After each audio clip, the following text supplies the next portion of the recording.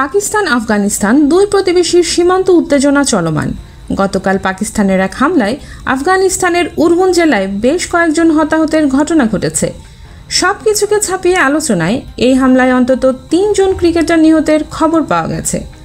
আর এই ঘটনাকে ভালোভাবে নেয়নি আফগানিস্তান ক্রিকেট বোর্ড।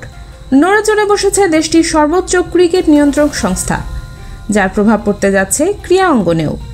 চলতি বছরের আগস্টে এশিয়া কাপের আগে আফগানিস্তান, আরব আমিরাত এবং পাকিস্তান মিলে ত্রিদেশীয় সিরিজের আয়োজন করে।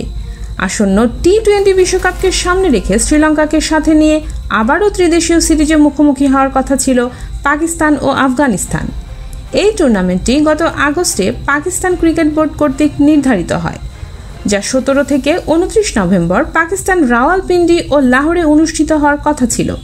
কিন্তু সম্প্রতি পাকিস্তানের হামলায় ক্রিকেটার নিহতের ঘটনায় আগা সালমানদের বিপক্ষে এই ত্রিদেশীয় সিরিজে অংশগ্রহণ করবে না বলে সাফ জানিয়ে দিয়েছে আফগানিস্তান ক্রিকেট বোর্ড। পাকিস্তানের একাধিক নিউজ জানিয়েছে আফগানিস্তান সরে গেলে লঙ্কানদের নিয়ে তৃতীয় আরেকটি দল খুঁজবে পিসিবি, যেহেতু এখন পর্যন্ত আসন্ন সিরিজ থেকে নাম সরিয়ে নেননি শ্রীলঙ্কা। ক্রিকেট বিশ্লেষকরা মনে করছেন এক্ষেত্রে ভাগ্য খুলতে পারে বাংলাদেশের, যেহেতু তারা এমন একটি ত্রিদেশীয় সিরিজ খেলার জন্য মুখিয়ে আছে, যাতে করে টি-20 বিশ্বকাপের আগে নিজেদের পরখ করে রাখতে পারে টাইগাররা। এখন দেখার বিষয় এই সুযোগ কতটা লুফে নিতে পারে বাংলাদেশ। তো দর্শক, আপনি কি মনে করেন, বাংলাদেশের কি খেলা উচিত এই ত্রিদেশীয় সিরিজ, নাকি শেষ পর্যন্ত নষ্ট হতে চলেছে এই টুর্নামেন্ট? জানিয়ে দিন আপনার মূল্যবান মতামত।